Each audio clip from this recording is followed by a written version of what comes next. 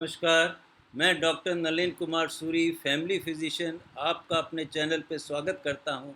चलिए आज एक और जानकारी शेयर करते हैं कि अगर आँखों में खरोंच आ जाए तो हमें क्या फर्स्ट एड करना चाहिए, किस प्रकार से शुरुआत में आप क्या-क्या बातों का ध्यान रखना चाहिए। तो चलिए शुरू करते हैं। देखिए, आम तौर पे जो आँखों में खरोंच आती है, खेतों में काम करने वाले व्यक्तियों को होती है, या खेल कूद कर रहे हैं तब हो सकती है, लड़ाई झगड़े में आ जाती है, या आंधी तूफान आया हो तब आ जाती है, या कोई भी आप काम कर रहे हैं जिससे कोई भी फॉरेन बॉडी जो है आँखों में गिर सकती है, इंजरी हो सकती है। तो इसमें हमें क्या-क्या बात ध्यान में रखने वाली है, इसकी अब मैं आपके साथ चर्चा करता हूँ। देखिए, सबसे पहली बात ये है कि अगर कोई आँख में हल्की-फुल्की इंजरी हो गई है, या डस्ट पार्टिकल गिर गया है, या कोई फॉरेन बॉडी गिर गई है, तो आप आँख को बार-बार धीरे-धीरे ब्लिंक करिए। जब आप उसको बार-बार पलकों को झपकाएँगे, तो क्या होगा कि अगर वो फॉरेन बॉडी है, तो वो ट्रिकल कर जाएगी, आँखों के किनारे पर आ जाती है, और उसे आप देख सकते हैं, और फिर उसे साफ़ कपड़े से या कॉटन से आप आसानी से उसे बाहर निकाल सकते हैं।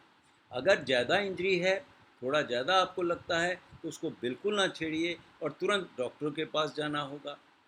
अगर मान लीजिए हल्का-फुल्का आपको लगता है, इस प्रकार की कंडीशन है, तो फिर क्या करें, आप एक जो ठंडे पानी से, फ्रिज के पानी से, या आइस वाटर से आप आँख के ऊपर एक छोटा-सा साफ-सुथरा रुमाल से उसका अगर टकोर करेंगे, तो क्या होगा कि अगर छोटी-मोटी कोई ब्लीडिंग हो रही है, वो रुक जाएगी, और उससे आपको राहत मिलेगी और सूजन भी ज़्यादा नहीं आएगी। या अगर आपको लगता है कि उसके अंदर अगर फॉरेन बॉडी है, या अभी रड़क लगला है, तो आप क्या करें, उसे एक नॉर्मल सलाइन वाटर मिल जाता है मेडिकल स्टोर से, वो एक कटोरी में, साफ़ सुथरी कटोरी में डालकर उससे आँख को आप अच्छी तरह धो सकते हैं। लेकिन अगर सलाइन वाटर भी नहीं है, तो पानी को उबाल लीजिए। उस पानी के जो पानी उबालने जा रहे हैं, उसमें चुटकी भर हल्का सा नमक डाल दीजिए, और उसको ठंडा कर लेंगे, तो एक तरह से वो भी सलाइन सॉल्यूशन बन जाता है, और उससे फिर अपनी आँख को हल्के-हल्के हाथों से उसे धो लेंगे, तो जो डस्ट पार्टिकल होगा या फॉरेन पार्टिकल होगा, वो साफ़ हो जाएगा।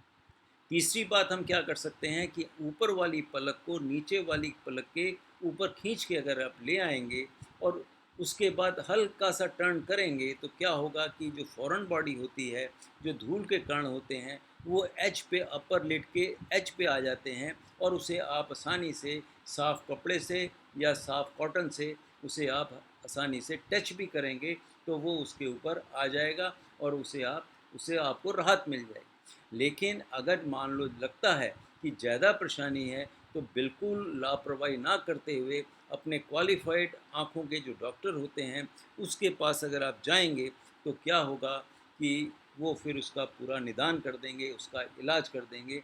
और ऐसी बात के लिए अगर आपको ज़रा कंडीशन होती है, तो बिल्कुल लापरवाही नहीं करनी चाहिए, और आँखों के डॉक्टर के पास ज़रूर चले जाना चाहिए। और फिर एक बात और बताता हूँ कि क्या बातें नहीं करनी होती, जो बहुत ज़्यादा ज़रूरी होती हैं, कि अगर आँखों में कुछ आपके गिर गया है, कोई फॉरेन बॉडी गिर गई है, या इंजरी ज़्यादा हो गई है, तो उसको कभी भी आँख को मलना नहीं होता, क्योंकि अगर मलेंगे तो क्या होगा, इंजरी ज़्यादा हो जाएगी।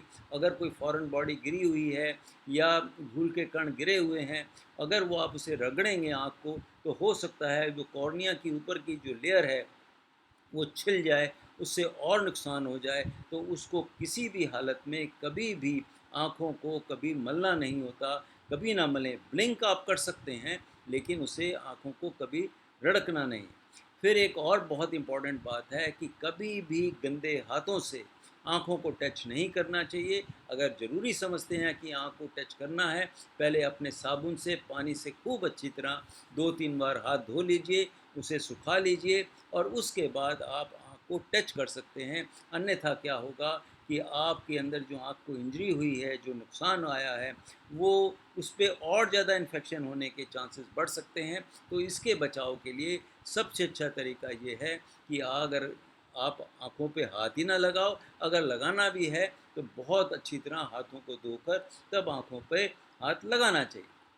फिर एक और बात कि जो लोग कॉन्टैक्ट लेंस लगाते हैं, तो उनको कभी भी ऐसी कंडीशन में, ऐसी स्टेज में कॉन्टैक्ट लेंस ना लगाएं, क्योंकि उसकी वजह से भी इंजरी बढ़ सकती है और ज़्यादा नुकसान हो सकता है। तो ये मैंने कुछ चंद बातें आपको बताई। अगर आप ऐसा करेंगे तो डॉक्टर को इलाज करने में बहुत आसानी हो जाती है, उन्हें बहुत राहत मिलती है और आपका इलाज सुचारू रूप से हो सकता है और कोई भी कॉम्प्लिकेशन होने से आप बच सकते हैं।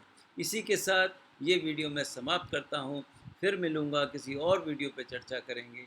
तब तक के लिए नमस्कार, बाय बाय।